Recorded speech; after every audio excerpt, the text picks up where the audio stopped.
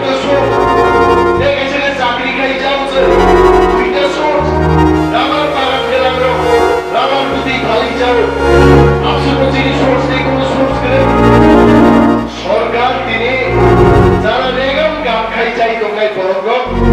বলি রেগানি কাম পর্যন্ত বন্ধ খাই দিকা তারপরও বিপ্লবদের লাঠিয়া ছাই দেব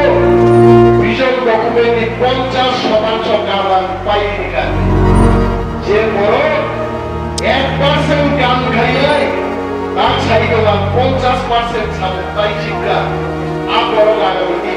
যিনি প্রসার করে তার সামনে ধরে বক্স দেখতাম তিনি বাড়ির মাসাও তিনি মোদী সরকার নিয়ে আমালো বিপ্লবী সরকার নিয়ে আমালো বড় দিনের পর দিন শুধু করি তুলেই দেবো যিনি বড় আগে 2 বেলা মাই চাই তবে তিনি মাইবাসে খবর ছপাইকার আন্তরিক ম্যালেরিয়া আগে শত শত বড় থিও তাকলাই ওই আন্তরিক ম্যালেরিয়া হাজার হাজার বড় থিই মানো তিনি কর্মচারী ভূকম্পকা সপ্তমে কমিশন মানলাম তমানে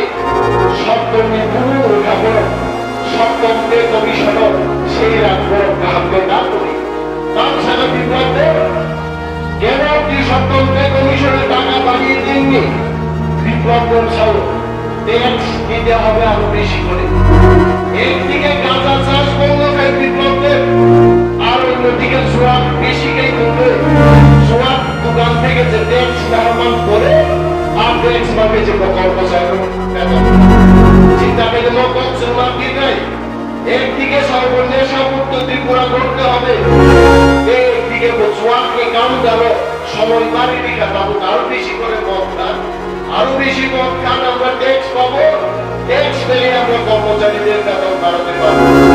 কন্ট্রাক্টর রক্ষার সিন্ডিকেটও দাদা আপনারা তো বিজেপি করেন খুশি নেই কন্ট্রাক্টর হচ্ছে বিলই তো পাওয়া যায় না 8 কোটি 10 কোটি বিল রিলিজ হয়ে যায় কি বিজেপি পালন আমি সেটা এই দোকানদার হতো ওইটা তো চেহারা দেখায় রাখছি চিপস চুলায় রাখছি তারপর কোল্ড ড্রিঙ্কস রেখে দিতে এইসব আর বিক্রি হয় আগের মতো মুড়ির দোকান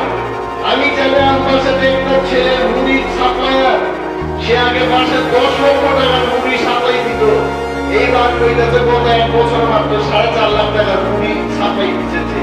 তারপরে 50% বিজনেস স্টার্ট করে নিয়েছে কারণটা কি আমি তারে দিকে গেলাম তোমার মুড়ি বিক্রি এত কম হয়ে গেল কেন বলছে লেবারের কাজ নাই লেবাররা বেশি করে মুড়ি খাইতো পরিশ্রম করতো ছায়ের নিচে আয়া মুড়ি খাইতো তখন মুড়ি বিক্রি করতো এখন সরকার কাজই দিতেছে না মুড়ি কে খাইতো এই যে অবস্থা তারপর নির্লজ্জভাবে তারা ভোট চাইতেছে কর আরে ভোট দিতেই বল রেবতী মোহন ত্রিপুরা শুনছেন কোনদিন না রাজনীতির বুকে রেবতী ত্রিপুরার কোন অবদান আছে কিচ্ছু নাই তার একমাত্র অবদান 1-1.5 বছর আগে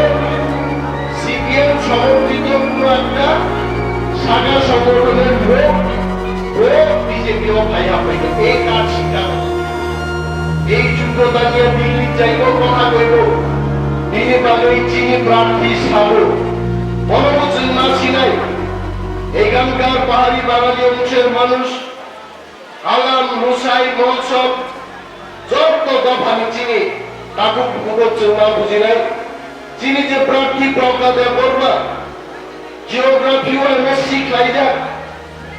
একজন বিজ্ঞানী ভারতবর্ষের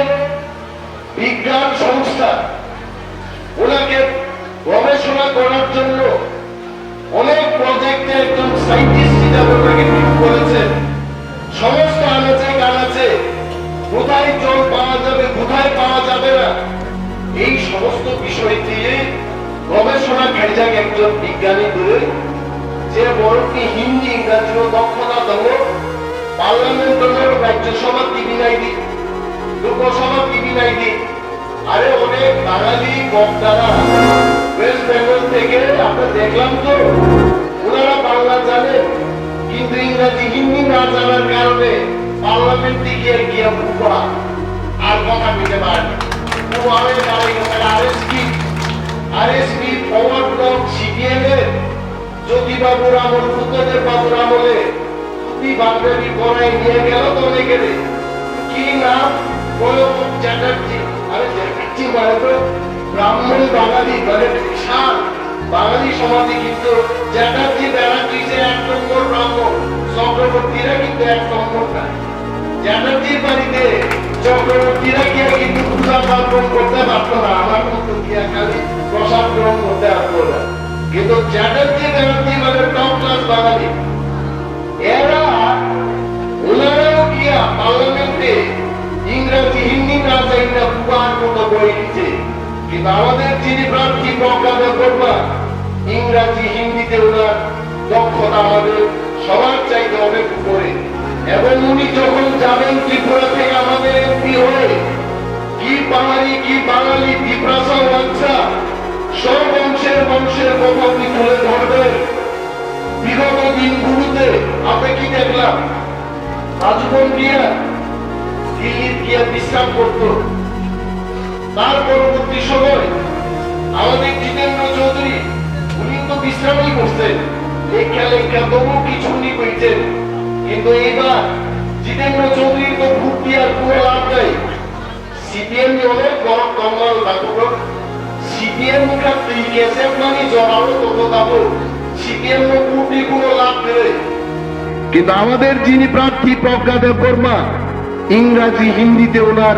দক্ষতা আমাদের সবার চাইতে অনেক উপরে। এবং উনি যখন যাবেন ত্রিপুরা থেকে আমাদের এমপি হয়ে, কি পাহাড়ি কি বাঙালি ত্রিপ্রাসা ওয়ানসা